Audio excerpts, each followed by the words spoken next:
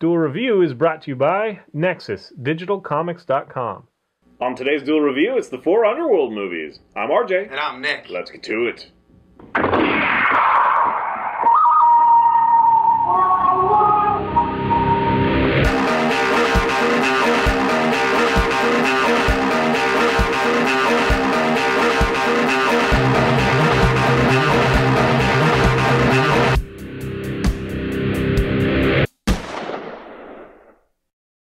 Welcome to Friday the 14th of September. We are doing all 4 Underworld movies. That's right. We're going to talk about the first 3 first, because that's kind of a complete trilogy, directed by Len Wiseman. And it focuses mostly on Celine, who is a death dealer, vampire death dealer. And we follow her through her war between the vampires and the werewolves, and then also into this weird hybrid situation. Which the story kind of centers on the Sons of Corvinus, who Corvinus is the first one, and then it branches off into vampires and werewolves. They both share the same blood. They both share the same blood. Marcus Corvinus is the vampire, the first vampire, and William Corvinus is the first Lycan. Lycan is a werewolf. Yeah. So if you haven't checked out these movies, definitely go do so.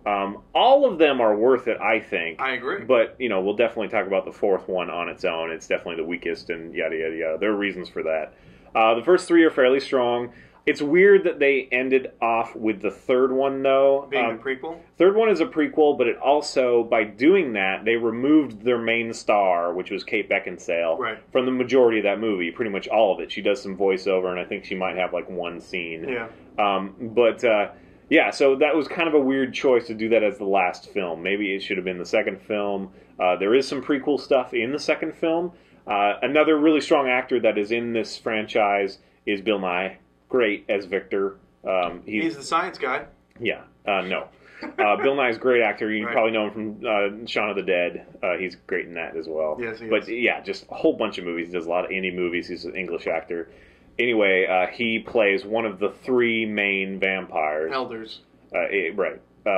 It also has this guy, Craven, in it. And I can't remember his name, the actor's name. This is why I'm going to have to look at my notes every once in a while. Shane Broley plays Craven, and Craven is kind of he's the vampire that wants power, and so he's kind of setting the cards up against Celine in the first one, because Celine is Victor's adopted daughter, because he turned her. There's some story there, and I guess if you manage to not watch them, I don't want to spoil that too much, but it goes into this place. During the first one, she meets this guy, Michael, and Michael is bitten by vampire and by werewolf, or by Lycan. First werewolf, then vampire. And it turns him into a hybrid, and it's the first successful hybrid. And, you know, vampires don't really want that, but Lycans seem to be okay with it. You do follow kind of this kick-ass faction of Lycans who don't return until the 3rd film. They are in the 3rd film a little bit as well, like that big black dude. He's awesome. His voice is just like, row, row, row. It's crazy. It's so low. It's weird. He's got an awesome voice. It's even lower than the late great Michael Clark Duncan. Yeah. Unfortunately, we lost him. Yeah, that really sucks. But anyway, big bad guy, Mamma Jamma type of voice. I really enjoy that character. I wish they had even more with him. Right. But it was cool to see him as a human and see him turn to vampire werewolf, and that's in the 3rd one, which is the prequel. And that one has, since we're kind of going all over the place, Rona Mitra is her name. She's the one that takes the role of the first daughter, the actual daughter of Victor, who is Sonia, right? Yeah, I believe so.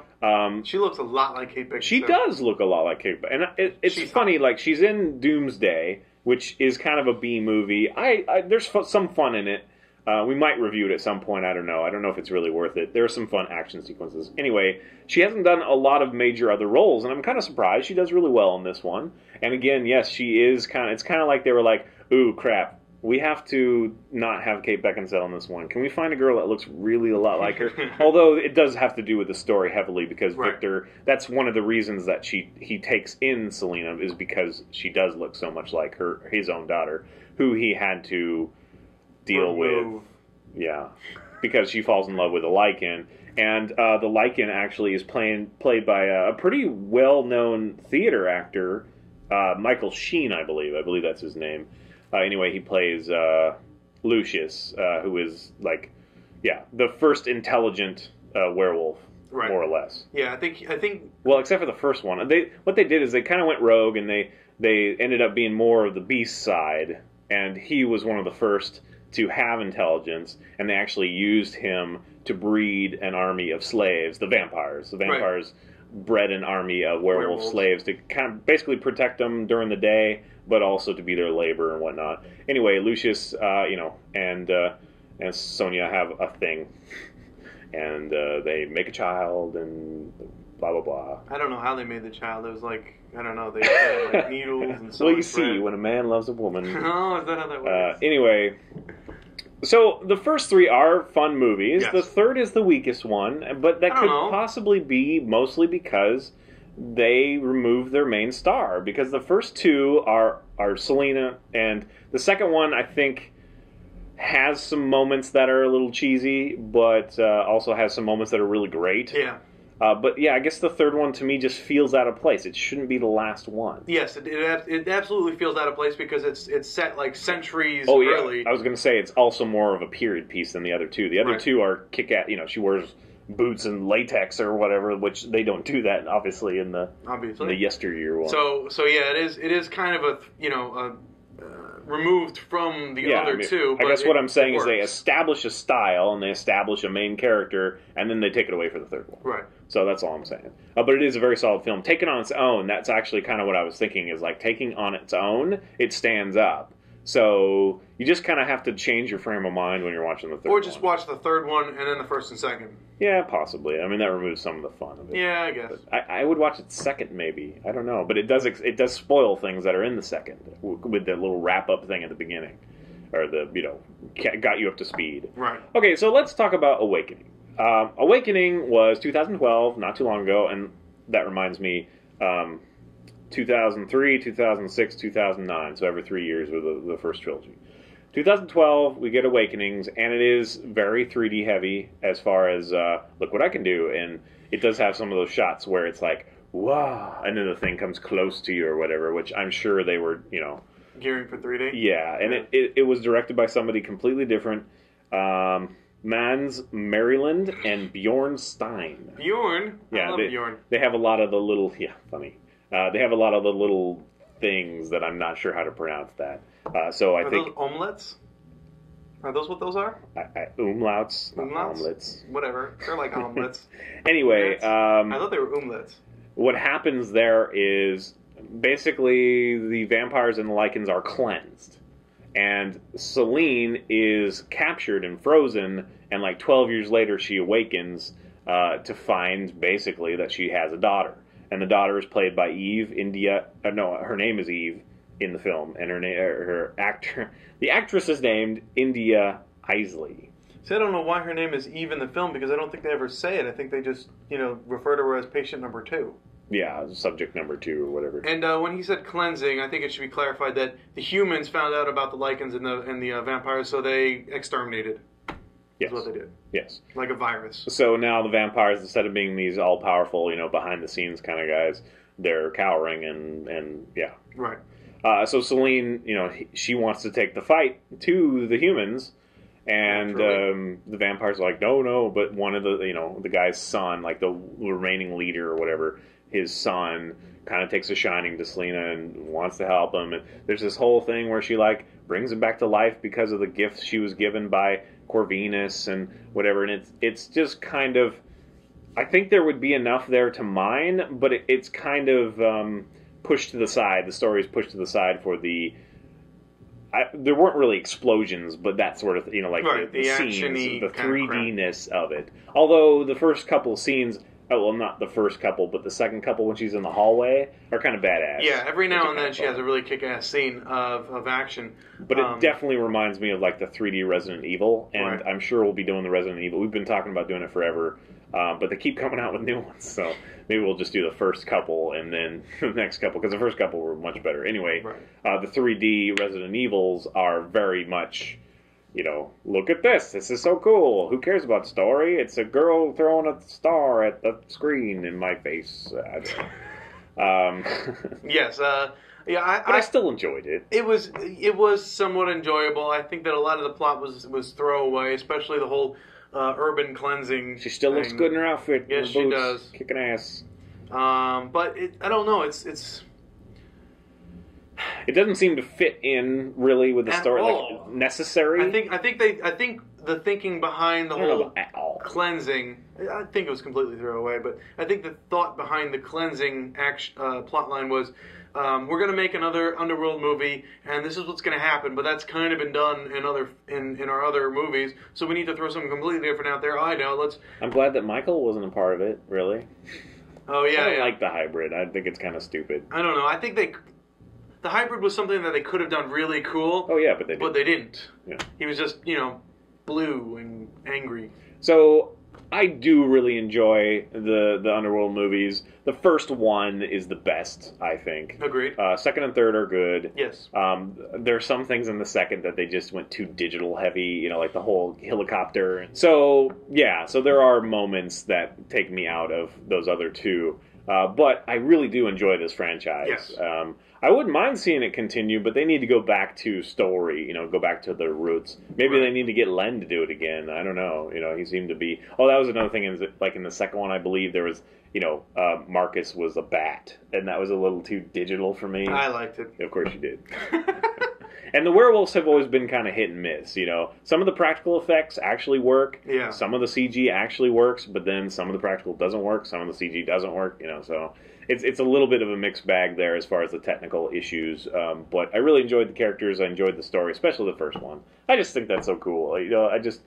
Her kicking butt and seeing the things for the first time. The floor where they're all kept and the blood and all that stuff. Very Blade-esque too. I can't help thinking of Underworld when I watch Blade and how much I like the Underworld a little bit better. I don't know. Just the way they handle the vampire stuff is cool. I think that they know that the coolest scene is when she jumps off that building and then lands. It's like, ooh, and then she gets up and starts walking. Yeah, it's fairly good. I mean, she has a little bit of too much of a bounce, so you can kind of feel she's on wires, but it's good enough that you can kind of ignore that. I'm pretty picky about that stuff. Okay. But anyway, so yeah, you guys asked us to do Underworld, so there you go. There it is. Presents. Again, your delicious taste. Yeah. I would like to see more. Yeah. Just hopefully not better. The 3D. I'm one that kind of wants the 3D to die, honestly, because I think what it's doing is it's tempting directors and production, more producers and houses that are like, oh, we need to make a little extra money, so we need to make it extra exciting in the 3D world, and it really robs from story and the way it should be done. And plus, all that 3D offers is gimmicks, Mostly. I mean, there have been some people that do it well. Like, I hate to say it, I hate to toot his horn because he already toots his own horn so much. Actually, both of these people I'm going to talk about. James Cameron, he did a decent job with Avatar. In fact, in my opinion, that's the only reason to like that movie. I don't like that movie. But yeah, the 3D is amazing. But they had unobtainium. And then also Michael Bay, who in the third movie... Yeah, it was pretty awesome. Yeah, it was awesome. Even though we had too many huge city battle explosion things, it was still very cool. It was cool even in the boring, moments with, like, whatever. To see the panel in the foreground and then the guys moving in the background. That was so cool. So it can be done well. It's just, I think a lot of these are just certain scenes or they're converted later. And yes, the gimmicky throw towards your face where everybody, oh, it takes you out of it. I mean, even though it's kind of cool at first, it does take you out of it. It disrupts the flow of the movie. Agreed. So yeah, I wouldn't be sad to see it go. There it is. Yeah, go check it out. I don't know if any of them are on Netflix. I don't think so. I don't believe so. You've probably already seen them all. Hell anyway. Yeah. All right, guys. Subscribe to our YouTube channel. Check out our playlists. Game Lab's been a lot of fun. Moonflower and Clover are awesome. Thank you. Oh, and please leave comments. We love comments and help support our digs and us by buying our wares at spiderwolf.com. Yes, please. T-shirts, card games, art print, short stories. We got more to come. We'll see you next week. Bye-bye. Oh. Cha-cha-cha. Chicha-chor. Chicha-chor. Chicha-choo. Oh, now it's chew. What?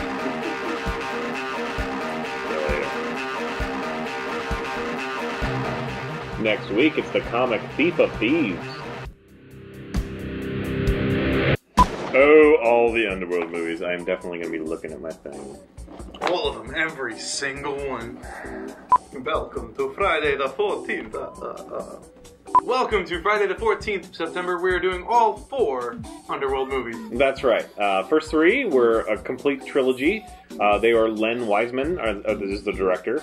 In fact, he's married to Kate Beckinsale, just FYI. He wasn't at the time of the first film. In fact, Kate apparently was going out with the guy who played the Lycan. Later, Yeah. Anyway, I just found that interesting. Let's start over again. The reason I find it interesting is because there's these love scenes, and I can just imagine the director telling his wife to make out with some other dude. That's just weird. That's just weird to me, especially when it's Kate Beckinsale. Welcome to Friday the 14th. Welcome to Friday the 14th of September. We are doing all 4 Underworld movies. That's right. The first 3 is kind of a complete trilogy. That was Len Wiseman was the director, married to Kate Beckinsale, by the way. This kind of focuses on Celine, and she's a death dealer for the vampires, and kind of her war with vampires, and then it turns into this... her war with Lycans. Damn it. One more time.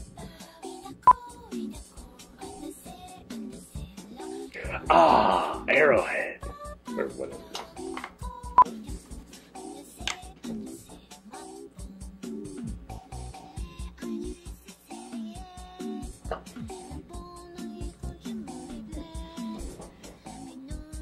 I don't know what I was doing. I don't know what you're We doing. need bloopers. Hump something. What? That's what people do, right? To be funny. They hump something?